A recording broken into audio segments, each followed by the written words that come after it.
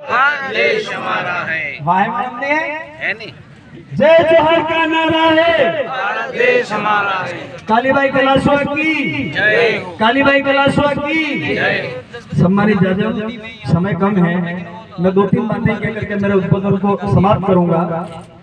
शिक्षा की जहाँ तक बात आती है तो यहाँ सारे शिक्षाविद बैठे हैं और अपने दायित्व का निर्वहन अच्छे से कर रहे हैं और इस समाज में अच्छे अच्छे लोगों को आगे ला करके खड़ा कर रहे हैं। मैं आप सबसे निवेदन करना चाहूंगा इस मंच के माध्यम से और इस दिन के माध्यम से कि जहाँ जहाँ स्कूलें हैं वहाँ अपने ही भाइयों की एक दुकान है, उस दुकान पर क्या क्या मिलता है, क्या क्या बिकता है और एक कार्यालय के आदेश है, शिक्षा विभाग के आदेश है, वहां पर दुकान ना करके 100 मीटर के दायरे में दूर दुकान करनी है। उस दुकान पे जो चीजें मिल रही हैं उन चीजों से जो बच्चों पे गलत असर पड़ रहा है उसके बारे में हमें ध्यान देने की जरूरत है। बार बार जहाँ भी मौका मिलता है हम लोग कहते हैं कि शिक्षा नीति में बदलाव की जरूरत है। जो विधानसभा और लोकसभा में चुन करके हमने आदमी भेजे हैं उनसे निवेदन है कि वो शिक्षा नीति में बदलाव लावे। पहली से लगा करके 8वीं तक बच्चे को पास करने का जो नीति बनाया गया है उस नीति में सबसे ज्यादा अगर कोई कमजोर हुआ है तो वो हमारे वर्ग के बच्चों पे असर पड़ा है, उसमें बदलाव की आवश्यकता है।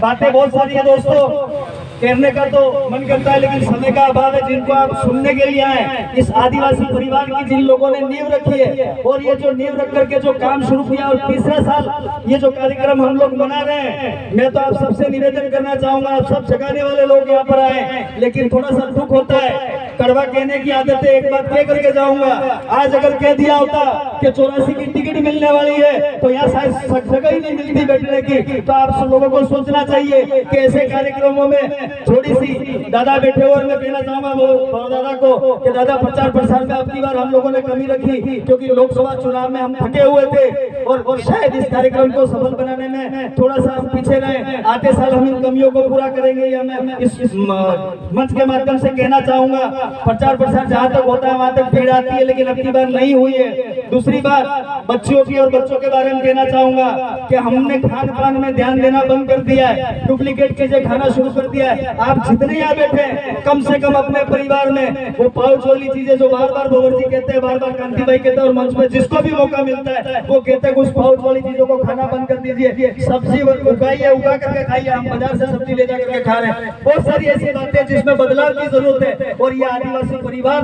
बनने की वजह से आज हम यहाँ बोल पा रहे हैं और कुछ कर पा रहे हैं। इन पुरखों के बारे में तो कोई बात ही नहीं करता था लेकिन अब वो दौर आया है, उस दौर में हम सबने मिल करके ये प्रयास किया है। आप सबको पुनः बहुत बहुत धन्यवाद कि जो हमने एक सपना देखा था जहाँ विधि विधान पारित होते हैं, जहाँ नियम पारित होते हैं, उस नियमों की सबसे बड़ी कुर्सी पर आप लोगों ने तन मन धन से जो पिछले दिनों परिणाम दिया, उस परिणाम के रूप में राजकुमार जी रोज तो दिल्ली भेजा। उसके लिए आप सबको मेरी ओर से, भारत आदिवासी पार्टी की ओर से, आदिवासी परिवार की ओर से तहे दिल से बहुत बहुत धन्यवाद। आप सबकी जय। फिर मिलेंगे, फिर बात करेंगे। खुश रहिए, आबाद रहिए, बच्चों का ख्याल रखिए और यहाँ जितने बैठे हो कम से कम ये चीज का ध्यान रखिए, हमारे बच्चे बच्ची जो स्कूल में पढ़ रहे हैं एक दिन महीने में एक बार वहाँ जाइए। मुझे मालूम है यहाँ बैठे शिक्षाविदों को छोड़ करके दूसरे लोग महीने में तो क्या साल भर में भी एक बार स्कूल नहीं जाते और उनका ध्यान नहीं देते। और जितने जनप्रतिनिधि यहाँ बैठे हो और जो आने वाले समय में बनने वाले हो, आप सबसे निवेदन है कि अपनी स्कूलों का